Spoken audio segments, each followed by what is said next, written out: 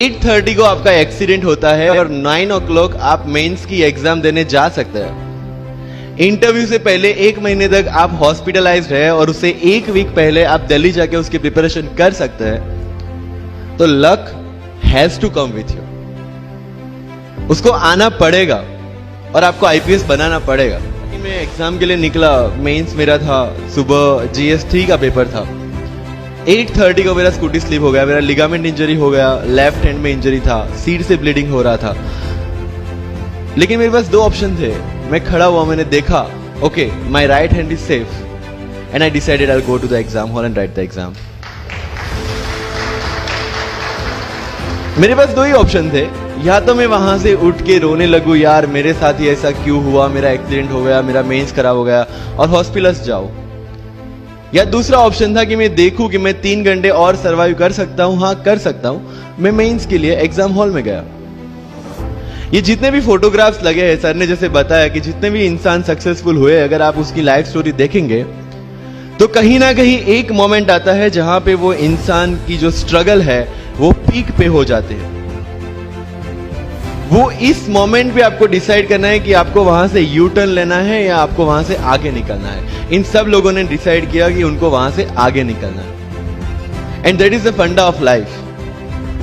Success उन्हीं को मिलता है जो इस स्ट्रगल वाले मोमेंट से आगे निकलने की सोचते हैं। जब भी आपको लगे कि आपके सिर पे बहुत मुसीबत है, जब भी आपको लगे कि आप हर तरह से गिर चुके हैं, जब भी आपको लगे कि आपके पास कोई ऑप्शन नहीं है, तब एक चीज आप अपने दिमाग में लाइएगा कि यही मोमेंट है जहां से आपकी तकदीर बदलने वाली है। क्योंकि डायमंड जो होता है वो जितना ज्यादा घिसता है उतनी ज्यादा उसकी वैल्यू होती है। सोना जो होता है वो जितना ज्यादा तपता है उतनी उसकी वैल्यू होती है। अगर आप जिंदगी में तप रहे हैं, अगर आप जिंदगी में घिस रहे हैं, अगर आपको लग रहा है कि आप हर तरह से मुसीबतों में गिरे हुए हैं, तभी आपकी जो वैल्यू है वो बढ़ने वाली है। और यही मेरा एटीट्यूड रहा है। लोग बोलते हैं कि तुम्हारी फाइनेंशियल कंडीशन ठीक नहीं थी, पापा इलेक्ट्रिशियन थे, मम्मी हाउसवाइफ थी, डायमंड के कारखाने में काम करती थी, उसके बाद उन्होंने मैरिज में रोटियां बनाने का काम किया और उस तरह से मैं पढ़ा। लेकिन जब मुझे पूछा जाता है कि ऐसी कौन सी चीज है आपकी लाइफ में जो आप बदलना चाहते हो, एंड आई सेड नथिंग।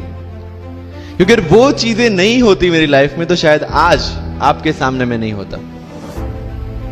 तो अगर लाइफ में प्रॉब्लम्स है, अगर लाइफ में स्ट्रगल है, जैसे सर ने बोला है struggle is a part of life and I strongly believe in that. Bharat वर्ष का सपना चंद्रगुप्त ने देखा, चाणक्य ने देखा, और उस भारत वर्ष को बनाने के लिए जब ये संघर्ष जारी था और तब राजा धनानंद की डॉटर दुर्धरा से चंद्रगुप्त को प्यार हो जाता है, और जब चाणक्य उनको बोलते कि नहीं तुम्हें उससे दूर रहना है, तब चंद्रगुप्त बोलता है आचार्य कभी कभी सोचता हूं कि जिंदगी में या ये भारत के सम्राट बनने के लिए इतना त्याग, इतना बलिदान ना देना होता तो।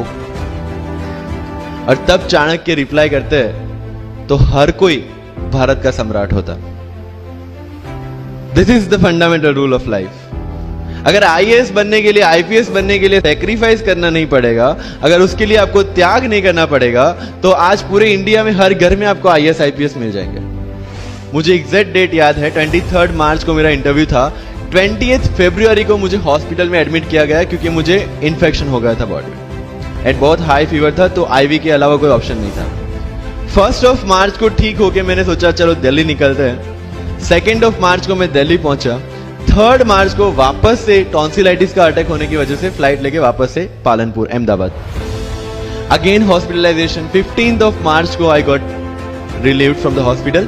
16 मार्च को मैं दिल्ली पहुंचा और 23 मार्च को I gave my UPSC interview. तो 1 महीने का हॉस्पिटलाइजेशन।